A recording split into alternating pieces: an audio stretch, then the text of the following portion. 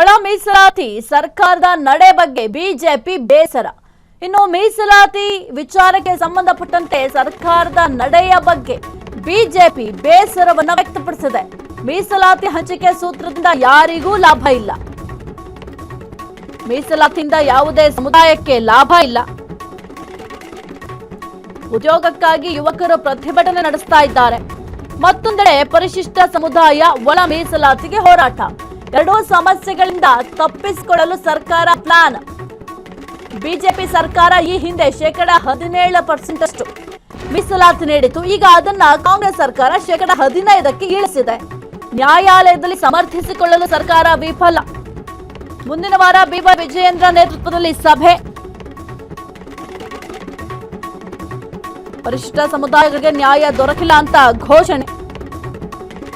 ಸಭೆಯಲ್ಲಿ ಸರ್ಕಾರದ ವಿರುದ್ಧ ಹೋರಾಟದ ಬಗ್ಗೆ ನಿರ್ಧಾರ. ಇನ್ನು ಬಿಜೆಪಿ ಅಧ್ಯಕ್ಷ ಬಿವೈ ವಿಜಯೇಂದ್ರ ನೇತೃತ್ವದ ಸಭೆಯಲ್ಲಿ ಈ ಒಂದು ವಿಚಾರಕ್ಕೆ ಸಂಬಂಧಪಟ್ಟಂತೆ ತೀರ್ಮಾನವನ್ನ ತೆಗೆದುಕೊಳ್ಳಲಾಗುತ್ತೆ. ಒಂದು ಒಳ ಮೀಸಲಾತಿ ವಿಚಾರಕ್ಕೆ ಸಂಬಂಧಪಟ್ಟಂತೆ ಸರ್ಕಾರದ ನಡೆಯನ್ನ ಖಂಡಿಸಿ ಬಿಜೆಪಿಯವರು ಬೇಸರವನ್ನು ಕೂಡ ವ್ಯಕ್ತಪಡಿಸಿದ್ರು. ಇದೇ ಕುರಿತು ಹೆಚ್ಚಿನ ಮಾಹಿತಿ ನೀಡ್ತಾರೆ ನಮ್ಮ ಪ್ರತಿನಿಧಿ ಮಾರುತಿ. ಈ ಒಂದು ಒಳ ಮೀಸಲಾತಿ ವಿಚಾರಕ್ಕೆ ಸಂಬಂಧಪಟ್ಟಂತೆ ಬಿಜೆಪಿಯವರು ಆಕ್ರೋಶವನ್ನು ಕೂಡ ವ್ಯಕ್ತಪಡಿಸಿದ್ರು. ಜೊತೆಗೆ ಎಸ್ಕೇಪ್ ಆಗುವಂತಹ ತಂತ್ರ ಎಂಬ ಆರೋಪ ಕೂಡ ಮಾಡಿದ್ರು.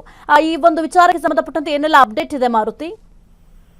ಏನು ಈಗ ಸಾಕಷ್ಟು ಅಂದ್ರೆ 30 ವರ್ಷಗಳ ಹೋರಾಟದ ಫಲವಾಗಿ ಏನು ಸರ್ಕಾರದಿಂದ ಮೀಸಲಾತಿಯನ್ನ ಅಂದ್ರೆ ಎಸ್ಸಿ ಸಮುದಾಯದ ಒಳ ಮೀಸಲಾತಿಯನ್ನ ಘೋಷಣೆ ಮಾಡಿರಂದ್ರು. ಅಂದ್ರ 5.25, 5.25 ಮತ್ತು 5.4.5 ಏನು ಮೀಸಲಾತಿಯನ್ನ ಘೋಷಣೆ ಮಾಡಿದ್ದಾರೆ.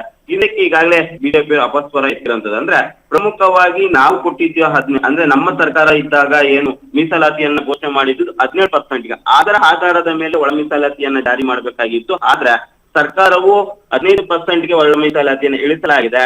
ಅದೇ ರೀತಿಯಾದಂತ ಏನು ಅದು 17% ಸಂಬಂಧಪಟ್ಟಂತೆ ಮೀಸಲಾತಿಗೆ ಸಂಬಂಧಪಟ್ಟಂತೆ ಕೋರ್ಟ್ ನಲ್ಲಿ ವಾದ ಇದಿದೆ, ಕೇಸ್ ಇದೆ. ಅದಕ್ಕೆ ಸಂಬಂಧಪಟ್ಟ ಸಮರ್ಥಿಸಿಕೊಳ್ಳುವವರು ಕೂಡ ಸರ್ಕಾರ ವಿಫಲ ಆಗಿದೆ. ಕೇವಲ ತಮ್ಮನ್ನು ತಾವು ಬಚಾವ್ ಮಾಡಿಕೊಳ್ಳಲು ಮತ್ತೆ ಅದೇ ರೀತಿಯಾದಂತ ಏನು ಒಳ ಸಮುದಾಯದ ಒಳ ಮೀಸಲಾತಿ ಮೂಲಕ ಆ ಸಮುದಾಯದ ಒಂದು ರೀತಿಯಾದಂತ ಜಗಳಕ್ಕೆ ಕಾರಣ ಆಗಲು ಸರ್ಕಾರ ಈಗ ಒಳ ಮೀಸಲಾತಿಯನ್ನ ಜಾರಿ ಮಾಡಿದೆ. ಇದು ಸರಿಯಲ್ಲ. ನಾವು ಬಿಜೆಪಿ ಸರ್ಕಾರ ಇದ್ದಾಗ ಏನು 17% ಮೀಸಲಾತಿಯನ್ನ ಘೋಷಣೆ ಮಾಡಿದ್ವಿ, ಅದರ ಆಧಾರ ಮೇಲೆ ಒಳ ಮೀಸಲಾತಿ ಕೊಡಬೇಕು ಅಂತ ಕೂಡ ಈಗ ಒತ್ತಾಯ ಮಾಡ್ತಿರೋಂಥದ್ದು. ಇದಕ್ಕೆ ಸಂಬಂಧಪಟ್ಟಂತೆ ಕಾಂಗ್ರೆಸ್ ಬಿಜೆಪಿ ನಾಯಕರು ಕೂಡ ಈಗ ಒಂದು ಮೀಟಿಂಗ್ ಅನ್ನ ಕರೆಯಲು ತೀರ್ಮಾನ ಮಾಡಿದ್ರು. ಅಂದ್ರೆ ಏನು ಎಸ್ಸಿ ಸಮುದಾಯದ ನಾಯಕರಿದ್ದಾರೆ ಬಿಜೆಪಿಯಲ್ಲಿ, ಅದೇ ರೀತಿಯಾದ ಮುಖಂಡರುಗಳನ್ನ ಸಭೆ ಕರೆದು ಅಲ್ಲಿ ಒಂದು ಹೋರಾಟದ ಬಗ್ಗೆ ರೂಪುರೇಷೆ ನೀಡಿದ ಬಗ್ಗೆ ಕೂಡ ಚರ್ಚೆಗಳನ್ನ ಮಾಡ್ತಾ ಇರೋದು. ಪ್ರಮುಖವಾಗಿ ರಾಜ್ಯಾಧ್ಯಕ್ಷ ಬಿವೈ ವಿಜಯೇಂದ್ರ ನೇತೃತ್ವದಲ್ಲಿ ಮುಂದಿನ ವಾರ ಈ ಸಭೆಯನ್ನ ಕರೆಯಲು ಕೂಡ ತೀರ್ಮಾನ ಮಾಡಿರೋದು. ಯಾವ ರೀತಿಯಾದಂತಹ ಸಂದೇಶ ಕೊಡ್ತಾರೆ ರಾಜ್ಯ ನಾಯಕರಿಗೆ ಎಂದು ಕೂಡ ಕಾದ್ ನೋಡ್ಬೇಕು. ಯಾಕೆಂದ್ರೆ ಈಗಾಗಲೇ ಒಳ ಮೀಸಲಾತಿ ಬಗ್ಗೆ ಸಂಪೂರ್ಣವಾಗಿ ವಿಪಕ್ಷ ನಾಯಕರ ಆರೋಚಿಕೆಯಿಂದ ಹಿಡಿದು ಎಲ್ಲಾ ಬಿಜೆಪಿ ನಾಯಕರು ವಿರೋಧ ವ್ಯಕ್ತಪಡಿಸಿರೋದು. ಇದರಿಂದ 15% ಮೀಸಲಾತಿ ಕೊಟ್ಟಿದ್ದಾರೆ. ಇದರಿಂದ ಒಂದಷ್ಟು ಪರ್ಸೆಂಟೇಜ್ ಉದ್ಯೋಗ ಅವಕಾಶಗಳು ಕೂಡ ಎಸ್ಸಿ ಸಮುದಾಯಕ್ಕೆ ತಪ್ಪೋಗ್ತವೆ. ಒಂದು ವೇಳೆ 17% ಕೊಟ್ರೆ ಹೆಚ್ಚು ಅವರಿಗೆ ಉದ್ಯೋಗ ಅವಕಾಶಗಳು ಸಿಗ್ತವೆ.